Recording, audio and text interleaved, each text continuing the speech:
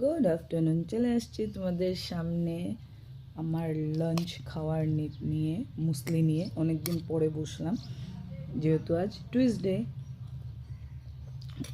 আর মুসলি খেতে আমি খুবই ভালোবাসি, বলার কিছু নেই। যাই হোক, এগুলোর কথা তো হতেই থাকবে, খাওয়া দাওয়ার কথা।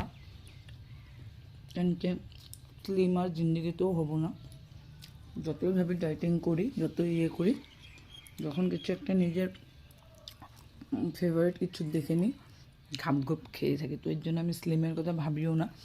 ভগবানে আমার যেরকম দিয়েছে আমি এটাতেই খুশি, এটাতেই হ্যাপি। আমার ওই ক্যাটরিনা কাইফ হওয়ার দরকার নেই। যাই হোক, তো কালকে একটা আমি পোস্ট দিয়েছিলাম, হাজব্যান্ড আমার পা ডলে দিচ্ছে। পা আমি বলে মানে এখন অপারেশনের পরে পাটা এগুলো ডলা হয় না, আর আমার ইচ্ছেও করে না, কেন জানি আমার একদমই ইচ্ছে করে না। দড়িনার পাগুলো ভীষণ ফেটে গেছিলো। তো জোরজবস্তি করে হাজব্যান্ডের ছেলে বসে তো পা ডলে দিল। তো হাজব্যান্ড একদম ডলে দিল। তো অনেকজনই আমাকে কিছু ফোন করে বলে, বা তোমার তো কি আরাম, এখন জামাইয়ে তোমার পা ডইল্লা দেয় এই করে। হ্যাঁ, জামাই আমার পা ডইল্লা দেয়, আমার কাপড় ধুইয়া দেয়, আমার ঘর মুচ্ছা দেয়, আমার বাসন ধুইয়া দেয়, সময়তে আমার রান্না কইরা খাওয়ায়াও দেয়। আমার জামাই আমারে সব করে। কিন্তু হ্যাঁ, যেরকম আমারে ভালোও পায়, কিন্তু যখন আবার উগ্র মেজাজ হয়ে যায় গিয়া, তখন মানে একদম কুত্তা বিলের মতন আমরা, মানে তুই তুই করছস, মানে একদম কী কম। হ্যাঁ, ঝগড়াঝাটির জায়গায় থাকে ভালোবাসা, প্রেম ভালোবাসা প্রেমের জায়গায়।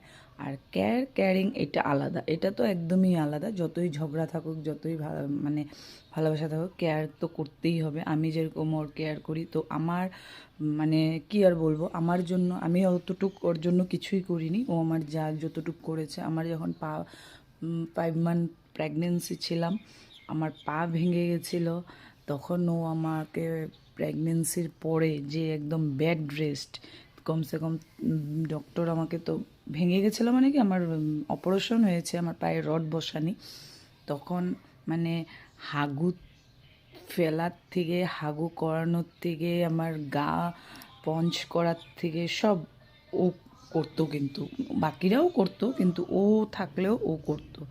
তারপরে এই গেল প্রেগনেন্সি গেল, তারপরে তো বেমার টেমার আছে, তারপরে এই যে আবার আমার হার্টের অপারেশন পরেও মানে ও এখন কি খাবো, কই যাব, কিভাবে হাঁটবো, কিভাবে করব, আস্তে করো, ভারী জিনিস উঠাইবে না, এটা উঠাইবে না, ওইটা উঠাইবে না, এদিকে যাবে